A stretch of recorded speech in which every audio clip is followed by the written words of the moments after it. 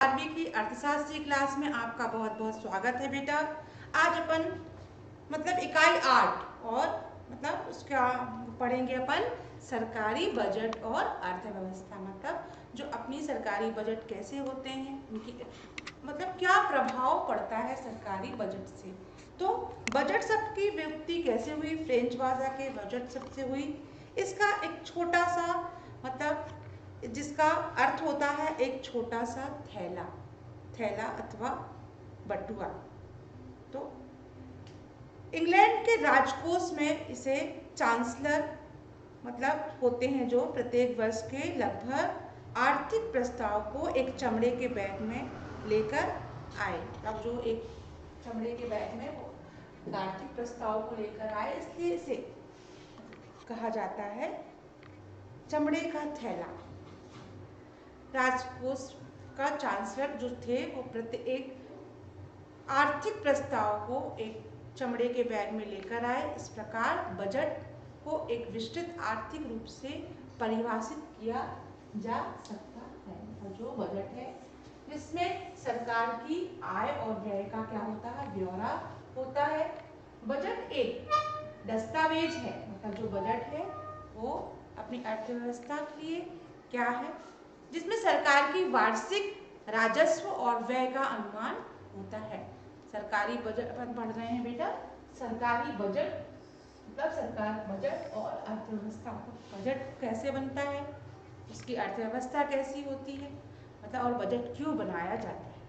देश की अर्थव्यवस्था को संचालित करने के लिए बजट बहुत आवश्यक है। सरकारी जो दस्तावेज होते हैं, बजट एक प्रकार का सरकारी दस्तावेज है जिसमें सरकार की वार्षिक राजस्व और आय का क्या होता है, अपन अनुमान लगा सकते हैं। इसके बाद है बेटा कि बजट की प्रमुख परिभाषाएं हैं। जॉनसन ने एक परिभाषा दी है। एक राजकीय बजट आने वाला समय प्रातः एक वर्ष में जो प्रायः एक वर्ष में क्या करता है, राज्य में अनुमानित आय और व्यय का विवरण देता है।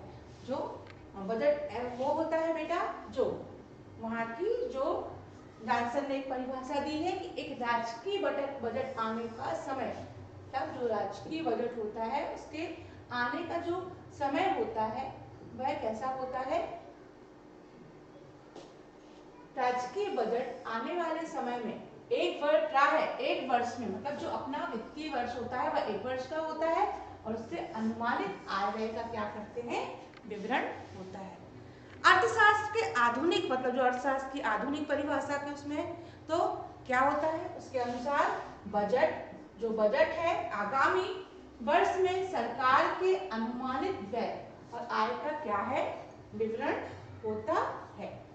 उसी प्रकार किंग के अनुसार, किंग ने एक परिभाषा दी है। तो किंग ने भी बजट की परिभाषा कैसे दी है, उन्होंने दी है बजट एक प्राशुल्क योजना है।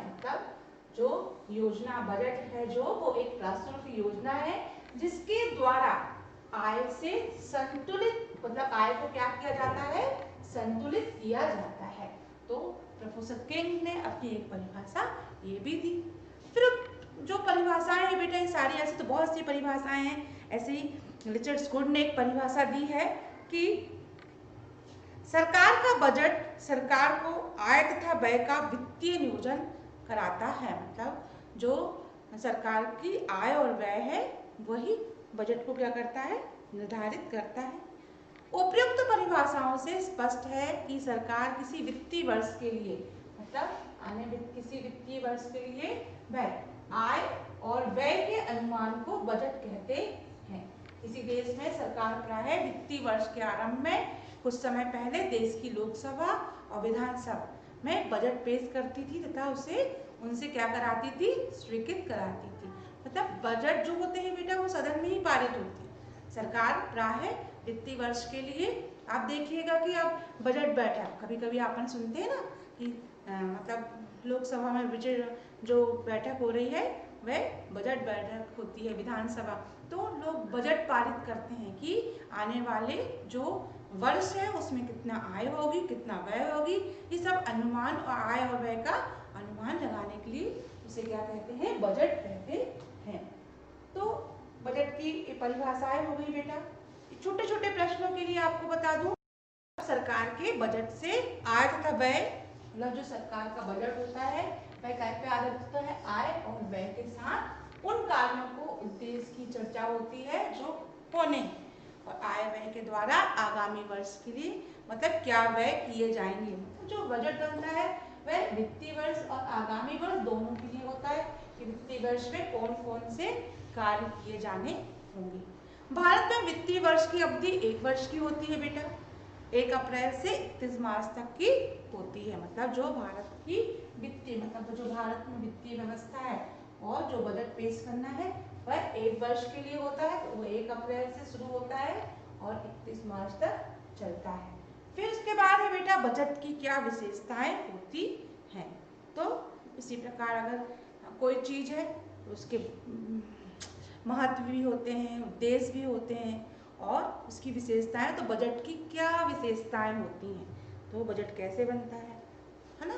तो पहले हो गया बजट की निम्नलिखित मुख्य विशेषताएं हैं। तो पहला है विवरण। सबसे पहले अपन बजट बनाने के लिए सबसे पहले अपन को विवरण देना होता है कि वह कौन से कैसे मतलब बजट का एक विवरण होता है जिसमें वह आय का ब्यौरा लिखा जाता है और निश्चित रूप से दिए जाने वाली पूर्ण जानकारी भी प्राप्त हो सके। मतलब आय के ब्यौरों को लिखकर मतलब पूरा विवरण तैयार के बजट के पहले के बजट के बैठक बजट को पेश करने के पहले उसका पूरा विवरण तैयार किया जाता है। फिर दूसरा होता है निश्चित अवधि में, मतलब जो निश्चित अवधि के पूर्व इस विवरण को निश्चित अवधि के पूर्व बनाना जाना आवश्यक होता है। मतलब जो है स्थिति उसका विवरण है जो बजट का, उसको एक निश्चित अवधि के पूर्व बनाना आवश्यक होता है। फिर साधनों का ब्यौरा, मतलब जो तीसरा हो गया साधन होते हैं उनका ब्यौरा। बजट में आगामी समय के प्रस्ताव प्राप्त किए जाने वाले उद्देश्यों के लिए अपनाए जाने वाले साधनों का ब्यौरा भी लिखा जाता है। मतलब आपने कौन कौन से साधनों का उपयोग किया बजट आगाम, मान लीजिए आपने एक सरकारी ऑफिस है उसको चलाने के लिए आपने उसको किराया लिया, उसमें मतलब अन्य सामग्री बिजली पंखे और इन सब के व्यय के लिए, और आपने आजकल मतलब अति आधुनिक जो भी चीज़ें हैं आपने उसको उपयोग की, उसका पूरा ब्यौरा मतलब जो बजट में क्या करना पड़ता है देना पड़ता है। फिर उसके बाद चौथा है बेटा वित्तीय बातें। मतलब जो वित्तीय बातें होती है बजट में केवल वित्तीय बातों का ही विवरण दिया जाता है। मतलब केवल जो वित्तीय बातें होती है बजट की बैठक में, तो वित्तीय बातें बजट में केवल वित्तीय बातों का ही विवरण दिया जाता है, उसमें गैर वित्तीय बातों के काम करना नहीं है। बस बजट मतलब जो गैर जरूरी बातें मतलब जो गैर बातें होती है उसे बजट उस बैठक में बजट को कोई संबंध नहीं होता। फिर होता है संतुलित बजट। तो बजट दो प्रकार मतलब बजट में या तो घाटा होगा बेटा या लाभ होगा। तो बजट कैसा बनता है, संतुलित बजट बनाया जाता है। जो बजट होता है वो संतुलित होता है। इसकी विशेषता पांचवी विशेषता है संतुलित बजट। बजट में संतुलन होना चाहिए और उसमें वित्तीय का स्थायित्व की विशेषता है कि परिस्थितियों के अनुरूप अतिरिक्त बजट घाटे के बजट भी बनाए जा सकते हैं। मतलब अक्सर आप देखिएगा सरकार का जो बजट होता है वह घाटे का ही बजट होता है। फिर छठवां होता है नकदी का या उधार नकदी का आधार बजट का निर्माण नकदी का आधार किया जाना चाहिए। जो बजट बनता है वह नकदी के आधार पर क्या होता है बनता है, उसमें नकदी आधार पर किया जाना चाहिए। उधार की राशियों का वर्णन बजट की परिधि के मतलब जो उधार का बजट होता है बाद में दे दिया जाएगा, रखा जाएगा, निहित है, ये सब जो उधार राशि का वर्णन होता है वो बजट की परिधि से क्या होते हैं बाहर रखे जाते हैं। तो बजट कैसा होता है हमेशा नकद पर आधारित होता है। उसके बाद है बेटा सामान्य समीपीय बजट। सातवां होता है समीपीय बजट। इसका अर्थ होता है बजट के अनुमानित आंकड़े वास्तविक आंकड़ों के निकट होने चाहिए। फिर उसके बाद होता है वार्षिक आधार। तो बजट का सबसे जरूरी जो विशेषताएं है तो वो एक वित्तीय वर्ष के लिए तैयार, मतलब जो बजट होता है वह आपको बता रही हूँ एक वित्तीय वर्ष के लिए आपने देखा, मतलब जो लेखा प्रणाली होती है वो समान होती है और प्रत्येक राज्य में जो मतलब सभी राज्य के लिए लेखा प्रणाली केंद्रीय लेखा प्रणाली के समान होनी चाहिए। तो ये क्या हो गई, बजट की विशेषताएं हो गई। कितनी विशेषताएं हैं बेटा, 9 विशेषताएं। तो वितरण, निश्चित अवधि के पूर्व, और ये हो गए साधनों का ब्यौरा, वित्तीय बातें हो गई। उसके बाद हो गया संतुलित बजट, फिर हो गया नकदी का आधार, फिर समीपीय बजट, वार्षिक आधार और सामान्य लेखा प्रणाली। तो ये बजट की विशेषताएं हैं। अगर प्रश्न में पूछा जाए पर एक मतलब बजट की परिभाषा लिखकर विशेषताएं लिखिए, तो बेटा एक प्रकार से एक क्वेश्चन का आंसर हुआ कि बजट की विशेषताएं लिखिए। तो आपको बजट की विशेषताओं में ये सब लिखना होगा। फिर है बजट का क्या उद्देश्य होता है, मतलब अपन बजट बना रहे हैं तो उसका क्या उद्देश्य है। तो हर कार्य जो होते हैं बेटा उद्देश्य के लिए ही होते हैं ना। तो बजट का उद्देश्य होता है संसाधनों का पुनः आवंटन, मतलब जो संसाधन होते हैं उनका पुनः आवंटन के लिए, मतलब कई बार बाहरी शक्ति संसाधनों के उच्चतम आवंटन के खिलाफ रहती, मतलब जो आवंटन रहता है कई बार बाहरी, मतलब जो बाहरी लोग होते हैं मतलब नहीं दूसरा, लेकिन नहीं, संसाधन कैसे होते हैं आवंटन के, मतलब संसाधनों के उच्चतम आवंटन में विफल रहती है। सरकार बजट के माध्यम से राष्ट्र के संसाधनों को सामाजिक व आर्थिक हितों के अनुरूप क्या करता है, मतलब आवंटित करने का क्या करता है, प्रयास करता है। मतलब जो सरकार होती है वो चाहती है कि मतलब कम से कम में बजट बन जाए, है। सरकार बजट के माध्यम से राष्ट्र के संसाधन होते हैं जिनसे अपन को आय प्राप्त होती है और सामाजिक व आर्थिक हितों के क्या होते हैं, अनुरूप होते हैं। उदाहरण, हानिकारक उपभोक्ता वस्तुओं के लिए उत्पादन की भारी मतलब न कर लगाकर उसे हतोत्साहित क्या कर सकते हैं, किया जा सकता है। तो ये पहला कारण हो गया संसाधनों का पुनः आवंटन। दूसरा हो गया आय एवं संपत्ति का पुनः विवरण, मतलब जो आय होती है और जो संपत्ति होती है, सरकार बजट के माध्यम से देश में आय व संपत्ति की विशेषताओं को क्या करता है, कम करने के लिए उसका पुनः वितरण करने का प्रयास करता है। मतलब जो उसके पास आय है, संपत्ति है, उसको वह मतलब फिर से मतलब जो उसको पुनः वितरण का क्या करेगी, प्रयास करेगी। उसके बाद हो गया तीसरा हो गया बेटा सरकार के द्वारा जो आय व संपत्ति का दूसरा, पहला है संसाधनों का पुनः आवंटन, दूसरा हो गया आय व संपत्ति का पुनः विवरण, और उसके बाद होगा बेटा तीसरा है आर्थिक स्थिरता। जो आर्थिक स्थिरता होती है वह क्या होती है, तो बजट का उद्देश्य होता है देश की आर्थिक स्थिरता बनाए रखना। मतलब जो सरकार तीसरा कारण हो गया इसका आर्थिक स्थिरता। सरकारी बजट का एक उद्देश्य है कि देश के आर्थिक स्थिति को, मतलब जो आर्थिक स्थिरता है उसको कैसे रखे, बनाए रखे। ये सरकार का दायित्व है बेटा, जो उसकी आर्थिक स्थिति है वह कैसी रहे, सुदृढ़ रहे।